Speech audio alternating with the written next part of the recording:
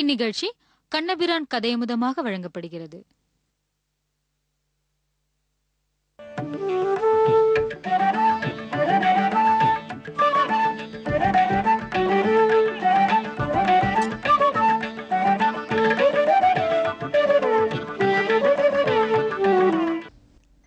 ஏச்ச வேதவிதோ விப்ராஹ ஏச்ச அத்தியாத்மவிதோ ஜனாஹ தேவதந்தி மகாத்மானம் கிருஷ்ணம் தர்மம் சனாதனம். வேதங்களும் வேதற்றை கற்றுணர்ந்த அறிஞர்களும் அனைவரும் கண்ணனையே தர்மமாக கூறுகிறார்கள். உலகத்தில் நம்மால் செய்யப்படுவது தர்மம். வேதமித்த செய்யன்னு ஆணையிட்டு எதை நாம் செய்கிறோமோ அதெல்லாம் தர்மம். நம்முடைய இஷ்டமானதை அடைவதற்கு அதுவே வழியாக இருக்கும். உலகத்தில் எத்தனையோ தர்மங்கள் இருந்தாலும் சாட்சாத்து தர்மமாக கண்ணனே விளங்குகிறான். நாம் செய்யும் தர்மங்களை கண்ணால் பார்க்க இயலாது. ஒருக்கு தானம் கொடுக்கிறோம், வாங்குபவரை பார்க்கலாம், கொடுப்பவரை பார்க்கலாம், கொடுக்கப்படும் பொருளையும் பார்க்கலாம். ஆனால் தானம் என்னும் ஒரு செயலை பார்ப்பதற்கு முடியாது. அதே போல ஓரிடத்தில் குளம் வெட்டுகிறோம், குளத்தையும் பார்க்கலாம், வெட்டுபவனையும் பார்க்கலாம், தண்ணீரையும் பார்க்கலாம், நீராடுபவர்களையும் பார்க்கலாம். ஆனால் குடம் வெட்டுதல் என்னும் புண்ணியத்தை பார்க்க இயலாது. அப்போ அந்த செயலோ அந்த குணத்தையோ பார்ப்பதற்கு முடியாது. ஆனால் பகவான் அப்படிப்பட்டவன் அல்லன். புண்ணியமே பகவான், தர்மமே பகவான், தானமே பகவான். அப்போ ஒரு உருவத்தோடே தானமும் தர்மமும் புண்ணியமும் எழுந்து நடந்தால் எப்படி இருக்குமோ அதை போலத்தான் கண்ணனம்பெருமான் நடக்கிறான். அதனால தான் கிருஷ்ணம் தர்மம் சனாதனம்னு சொல்லுகிறார்கள். அந்த தர்மமே இந்த பூலோகத்தை விட்டு புறப்பட்டு போயிற்றென்னால் அதர்மம் தலைவிரித்தாடாதா? கண்ணன் கீதையில் எப்பப்பெல்லாம் தர்மத்துக்கு தலைக்குனிவு ஏற்படுகிறதோ அப்போதெல்லாம் நான் பிறக்கிறேன். யதா யதாகி தர்மஸ்ய கிலானிர்பவதி பாரத அபியுத்தானம் அதர்மஸ்ய ததாத்மானம் சிருஜாமியகம். அதர்மம் தலை தூக்குமானால், தர்மம் தலை வாடுமானால் உடனே நான் பிறக்கிறேன் என்கிறார். துவாபரயுகத்தில் கண்ணன் பிறந்தார், தர்மத்தை நிலைநாட்டினார், வைகுந்தத்துக்கு போனார். இப்போ கலியுகம். கலியுகத்தில் 5111 வருஷங்கள் முடிந்தன. இப்பவும் கண்ணன் பிறக்கவில்லை. இன்னும் எவ்வளவோ 4 லட்சம் ஆண்டுகள் கழித்து தான் கண்ணன் பிறக்கப் போகிறார். மொத்தம் 4,32,000 வருஷம். அதில் சந்தி காலம் விட்டுட்டோம்னால் அதற்கு முன்பாக கல்கி அவதாரம், கல்கி பகவான் பிறப்பார். அது எப்போதோ. அப்போ அது வரைக்கும் தர்மத்துக்கு தலைக்குனிவே வரலேன்னு அர்த்தம். தர்மம் இருக்கும், எந்த யுகத்திலும் தர்மம் இருக்கும். கலியுகத்தில் அதர்மம் இருக்கும், அதர்மம் இருக்கும்னால் ஆம், அதிக அளவில் இருக்கும். அதுக்குன்னு தர்மம் பட்டு போகாது. தர்மம் பட்டு போகிறதுன்னு சொன்னால், ஏன் தர்மம் வாட்டமடைய துவங்கித்துன்னு சொன்னாலே மறுபடியும் பகவான் அவதாரம் பண்ணி விடுகிறார். துவாபரயுகத்தின் இறுதியில் கண்ணன் வைகுந்தத்துக்கு புறப்படுகிறார். அதை உத்தவரால் தாங்க முடியவில்லை. பிரிவதற்கே இறங்கி பகவானிடத்திலிருந்து பிரிவை ஆசைப்படாதவர்கள் இவர்கள். எப்போதும் சம்ஸ்லேஷத்திலேயே இருக்க வேண்டும். அவனோடும் பிரிவதற்கு இயங்கி ஆய்ச்சியர் மாலை பூசல் அவனை விட்டகல்வதற்கே இறங்கி அவனை விட்டகன்னுயிர் ஆற்றகில்லாது. நம்மாழ்வார் மல்லிகை கமழ் தென்னல்னு 10 பாசுரங்கள் பாடியிருக்கார். மல்லிகை கமழ் தென்னல் ஈருமாலோ, வன்குறிஞ்சி இசை தவறுமாலோ, செல்லகள் மாலையும் மயக்குமாலோ, செக்கர்ணன் மேகங்கள் சிதைக்குமாலோ, அல்லியன் தாமரை கண்ணனெம்மான், ஆயர்கள் ஏறு அரியேரம் மாயோன், புல்லிய முலகளும் தோளும். எதுன்னு தெரியலே, பெருமானுக்கு பின்னாடியே என் மனம் போய்விட்டது. அவ்வெம்பெருமானை நினைத்து நினைத்து துடைக்கிறேன்.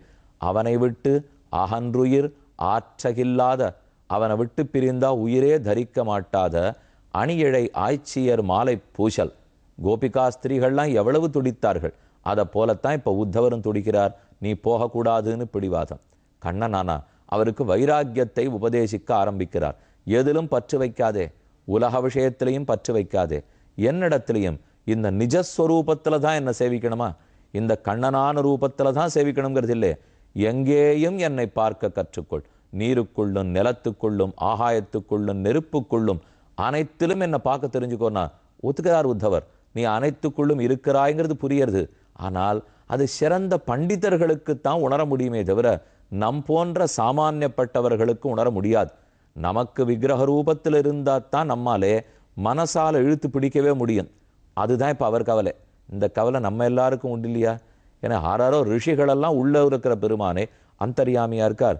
நான் யோக மார்க்கத்தால் அப்படியே தரிசித்தேன்னு சொல்லலாம். நமக்கு கண்ணை திறந்தாலே இன்னும் பெருமாள் சரியா தெரியல. கண்ணை மூடின பிற்பாடா தெரிந்து விட போகிறார். ஆகையால் நம் போன்றவர்களால் இதை தாங்க முடியாது என்று அறிந்துதான் உத்தவர் வேண்டுகிறார். கண்ணன் அவருக்கு உபதேசம் பண்ணுகிறான். 7வது அத்தியாயத்தில் 24, 25வது ஸ்லோகத்தாலே ஓர் கதை கூறத் தொடங்குகிறான்.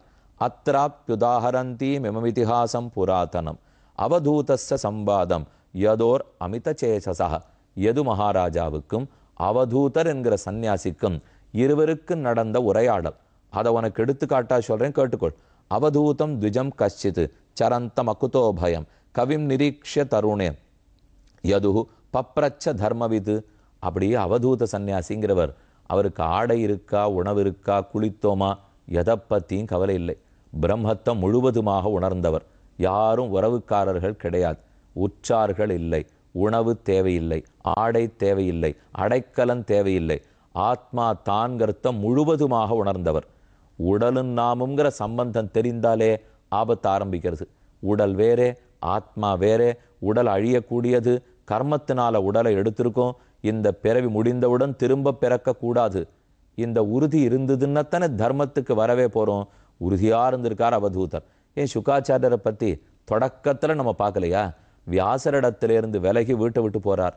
வியாசர் கூப்பிடுறார், புத்திரேதி தன்மயத்தையா விரக காத்தர ஆஜுகாவ. பிள்ளை வீட்டை விட்டு போகிறாரேன்னு ஒரே வருத்தம். கூப்பிட்டு பார்க்குறார். அவர் திரும்ப கூட பதில் பேசவில்லை. அந்த அளவுக்கு பிரம்ம ஜானத்தோட தான் ஆறுங்கிறது மட்டும் தெரியறது. சுற்றி இருக்கிற எதை பற்றியும் கவலை இல்லை. அதனால தான் கவலை இல்லாமல் அவதூதர் சஞ்சாரம் பண்ணிருக்கார். எது அவரை தடுத்து நிறுத்தி கேட்கிறார். குதோ புத்திரியம் பிரம்மன் அகர்த்துஹூசு விசாரதா யாம் ஆசாத்திய பவான் லோகம் வித்வாஞ்சரதி பாலவத்து. நீர் நிறையா படித்தவர்னு பார்த்தாலே தெரியறது. உம்ம முகத்தில் கவலை கோடுகளே இல்லையே. எதுவுக்கு தான் ரொம்ப ஆச்சரியம். நான் எவ்வளோ பெரிய அரசன் சக்கரவர்த்தி, எனக்கு எவ்வளவு கவலை கோடுகள் பார். அப்படியே மெதுவாக மூப்பு வந்துடுத்து. எனக்கு ஒன்றும் ரொம்ப வயசாலே, ஆனால் மூப்பு வருகிறது. எத்தனையோ சுகம், போகம், பணம், ஐஸ்வர்யம் கஜானா முழுக்க என்னது தான், நாடு முழுக்க என்னது. ஆனால் அதனாலேயோ என்னமோ தெரியல, நெத்தி முழுக்க கவலை கோடுகள். எத்தனை சொத்தை நான் பார்த்துக்கணுமோ அத்தனை கவலை. உம்மை பார்த்தா எவ்வளவு வயசானவர், ஆனால் ஒரு பாலனை போல, குழந்தைய போல இருக்கீர். ஆனந்தமாக சிரிக்கிறீர், கவலைப்படாமல் வாழ்கிறீர். முகத்தில் சிந்தனக்கோடையே காணும். எனக்கு ரொம்ப வியப்பாக இருக்கே. நான் இவ்வளவு சுகத்தை அனுபவிக்கிறேன், ஆனாலும் கவலைப்படுறேன். உமக்கு ஒன்றுமே இல்லை, ஆனால் நீர் ரொம்ப சுகமாக இருக்கீர். பார்த்தா பரம பண்டிதர்னு தெரியறது, ஆனால் குழந்தைய போல போறீர். பிராயோ தர்மார்த்த காமேஷு விவித்சாயாம் ச மானவாக ஹேது நைவ சமீகந்தே ஆயுஷோ யசசா ஸ்ரீயா தொந்து கல்பா கவிர்தக்ஷா. சாமர்த்தியமுடையவனாக இருக்கீர், கவியாக, கிராந்தி தரிசி. இன்னைக்கு நடக்கிறது இல்லை, எத்தனை யுகத்தை தாண்டி நடக்கக்கூடியதை புரிந்து கொள்ளுபவராக இருக்கிறீர். சுபகா அமிர்த பாஷணா, பேசினாலே அமுதம் பொழியராப்பில் இருக்கு. கண்களே கனிவாக இருக்கின்றன. இத்தனை சாந்தி உம்முடைய உள்ளத்தில் எப்படி வந்தது? உம்ம முகத்தை பார்த்தாலே எனக்கு சாந்தி வந்து விடுறதே. எப்படி அந்த மாதிரி நீர் இருக்கிறீர்? நீரார், எங்கு ஓடுகிறீர், எங்கு ஆடுகிறீர், உம்மை என்ன உம்முடைய ஹிருதயத்தில் ஓடுறது எல்லாத்தையும் தெரிஞ்சுக்கணும்னு எனக்கு ஆசையாக இருக்குது. ஜனேஷு தஹ்யமானேஷு காமலோப தவாக்னினா. காமம், குரோதம், லோபம், மோகம், மதம், மாத்சரியம் இதை போன்றவர்களாலே சுட்டெரிக்கப்பட்டிருக்கிறோம் நாம். காமத்தாலும் கோபத்தாலும் மக்கள் எரிக்கப்பட்டிருக்கிற போது நீர் மழையில் நனைந்தார் போலே ஆனந்தமாக இருக்கிறீரே. ந தப்பியசே அக்னினா முக்தா கங்காம்பா ஸ்த இவ த்விபா. ஒரு ஆணை வெளியில் வெப்பத்தில் கட்டப்பட்டுட்டு நேர கங்கைக்குள்ளே போய் அப்படியே ஆடி ஆடி நன்னா உள்ளே போய் முழுக்க நீராடி தும்பிக்கையால் தண்ணீரை எடுத்தெடுத்து தன் தலையில் போட்டு பக்கத்தில் இருக்கிற யானை பேர்லாம் போட்டு குழு குழு குழுன்னு இருக்கொல்லையோ. கங்கைக்குள்ளே உட்காந்து குளிச்சுட்டு இருக்கிற யானைக்கு வெளியே வெப்பம் தெரியுமா? அதே போல் நீர் ஏதோ கங்கைக்குள்ளே உட்காண்டிருக்காப்பில் இருக்கீர். வெளி உலகத்துக்கு வெப்பம் தீண்டினதாகவே தெரியல.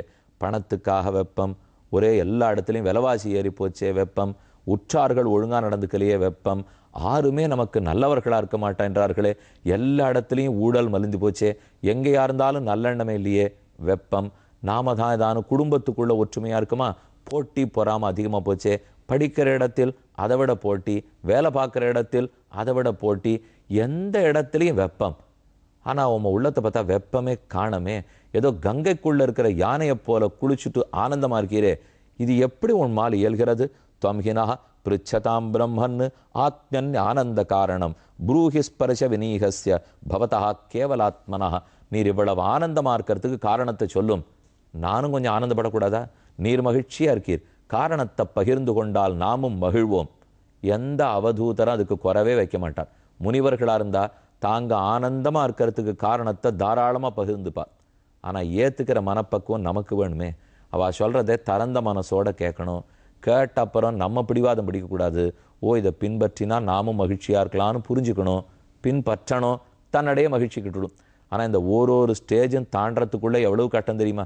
நாம் இப்படித்தான் வாழ்க்கை வாழ்ந்துட்டு இருக்கோம்னா, ஒருத்தர் இப்படி வாழ்ந்தா நீ சுகப்படுவேன்னு சொன்னால் சுலபத்தில் நம்ம உள்ளம் ஏற்றுக்கொள்ளாது. ஆனால் எது கேட்டுட்டான். அவதூதர் சிரிச்சின்னு பதில் சொல்ல ஆரம்பித்தார், எனக்கு நிறைய குருக்கள் இருக்க அரசனே, என்னை சுற்றி பல ஆசான்கள். அவள் ஒத்தொத்தர இடத்துலேருந்தும் நான் நித்தியம் பாடம் படிச்சுட்டு இருக்கேன். அந்த பாடத்தை படித்து அதன்படி நடக்கிறேன். அதனால் ஆனந்தமாக இருக்கேன். அரசனுக்கு புரியல, உம்மை சுற்றி குருக்களா? நீர் சின்ன வயசில் தானே பாடசாலைக்கு போயிருப்பீர், அப்போ தானே பள்ளிக்கூடத்துக்குன்னா. ஆறு சொன்னா சிறு வயசில் படித்தது தான் படிப்பா? அன்னன்னைக்கு படிக்கணும் அரசனே. ஆகாயத்தை பார்த்து தெரிஞ்சுக்கிறேன், பூமியை பார்த்து தெரிஞ்சுக்கிறேன், சூரியனை பார்த்து தெரிஞ்சுக்கிறேன், சந்திரனை பார்த்து தெரிஞ்சுக்கிறேன், நெருப்பை பார்த்து தெரிஞ்சுக்கிறேன், தண்ணீரை பார்த்து தெரிஞ்சுக்கிறேன், விட்டில் பூச்சியை பார்த்து தெரிஞ்சுக்கிறேன், வேடனை பார்த்து தெரிஞ்சுக்கிறேன், பெண்ணை பார்த்து தெரிஞ்சுக்கிறேன், ஆணை பார்த்து தெரிஞ்சுக்கிறேன். எனக்கு மொத்தம் 24 குருக்கள் உண்டு. ரொம்ப ஆச்சரியமாக போச்சு. ஒரு குருவினிடத்தில் போய் ஒரு வருஷம் பாடம் படிச்சுட்டு வரத்துக்குள்ளே போரும் இருக்கே, இவர் 24 பேரை குருக்களாக வச்சுருக்கார். எங்கேயும் போக வேண்டாம், அவர் இருக்கிற இடத்திலே இருக்கிற குருக்கள். இவளை தேடின்னு போகணுமா, 10-10,000 சம்பாவனை கொடுக்கணுமா, ஒன்றுமே இல்லை பாருங்க. அவரை சுற்றி இருக்கும் குருக்கள். பதில் சொல்ல ஆரம்பிக்கிறார். பிராமண உவாச்ச சந்திமே குரவோ ராஜன் பகவோ புத்தியுபாஸ்ரிதாக. எனக்கு பல குருக்கள் உண்டு அரசே. யதோ புத்தி உபாதாய முக்தா அட்டாமீக தான் சிறுணு. நான் ரொம்ப ஆனந்தமாக சுத்தின்னு இருக்கேன். எதிலிருந்து விடுதலை அடைஞ்சிருக்கேன்னு சொன்னிறேன். இந்த 24 பேர் தான் எப்படி விடுதலையா ஆனந்தமாக பறந்துட்டே இருக்கணும்னு எனக்கு சொல்லி கொடுத்தார்கள். அதை எனக்கும் சொல்கிறீரா? என்ன எது கேட்க சொல்கிறதுக்கு தானே நாங்கள் இருக்கோம். இதில் ஒன்றும் மறைச்சி வச்சுக்கிறது இல்லை. இதை தானே ட்ரேடு சீக்கிரட்டா மறைச்சி வைக்கிறதுக்கு.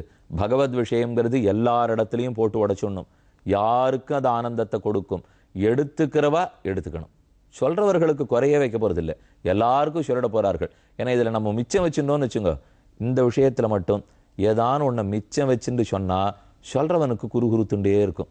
ஓஹோ, இதை சொல்லி அவள் அதை பார்த்து முகம் மலர்ற ஆனந்தம் எங்களுக்கு கிடைக்காதோ இல்லையோ. ஒரு விஷயத்தை சொல்கிறோம், கேட்குறவர்களுக்கு திருப்தி. இப்படி கண்ணன் பண்ணியிருக்காரா, ராமன் பண்ணியிருக்காரா, வராகன் பண்ணியிருக்காரான்னு திருப்தி படுறா பாருங்க. அந்த திருப்தி, அந்த முகமலர்ச்சி தான் பண்ணியிருக்கிற கதைக்கோ காலக்ஷேபத்துக்கோ சொற்பொழிவுக்கோ பரிசு. அதுதான் சம்பாவனை. 100, 1000, 10,000 கொடுக்கறதல்ல. பார்த்தவன் கேட்டவனுக்கு ஒரு ஆனந்தம் வருது இல்லையோ.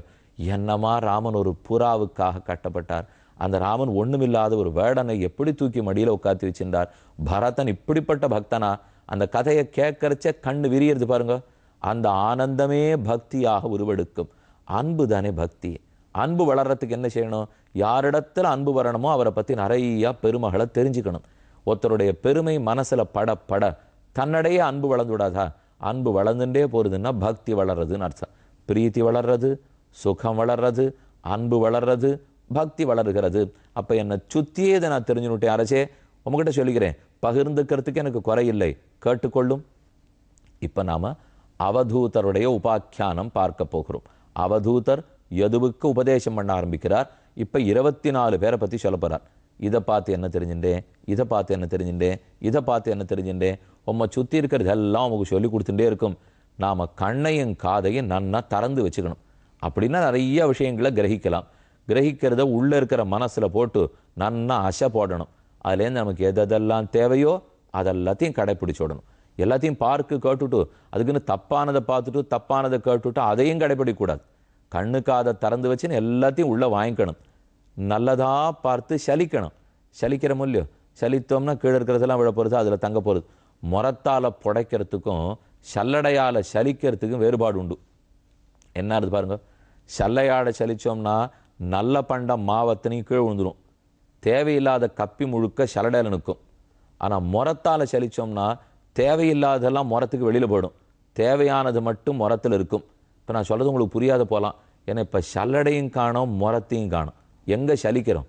அந்த நாளில் சல்லடை இருந்தது, சலிச்சு தெரியும். முறம் இருந்தது, புடைச்சி தெரியும். அதெல்லாம் ஒன்றுமே தெரியாது சுவாமி. யாரோ பண்ணி யாரோ கொடுக்குறா, காசை கொடுத்து வாழ்ந்து வந்துடுறோம். நீ சல்லடை சொன்னாலும் தெரியாது, முறம் சொன்னாலும் தெரியாதுன்னா கேள்வியான பற்று போயிடும் இல்லையோ. இப்போ நாம் முறமாட்டம் இருக்கணுமா, சல்லடையாட்டம் இருக்கணுமான்னா, சல்லடையாட்டம் இருந்தால் சலிச்சுட்டு கெட்டதை நம்மக்கிட்ட வச்சுருந்து நல்லதை வெளியில் தள்ளிடுவோம். முறமாட்டம் இருந்தால் நல்லதை நாம் வச்சுன்னுட்டு கெட்டதை வெளியில் தள்ளிடுவோம். கண்டிப்பாக முறமாட்டம் தான் இருக்கணும். இனி அவதூதர் என்ன சொன்னார்னு காத்திருந்து கேட்போம். ஒரு அறிவிப்பு. டிசம்பர் மாதம் 7ஆம் தேதி பகல் 10:30 மணிக்கு சென்னை மயிலாப்பூரில் உள்ள பாரதிய வித்யா பவனில் திருமங்கியாழ்வாருடைய இலக்கிய சுவையை பற்றி அடியனுடைய சொற்பொழிவு அவசியம் கலந்து கொள்ள வேண்டுகிறேன்.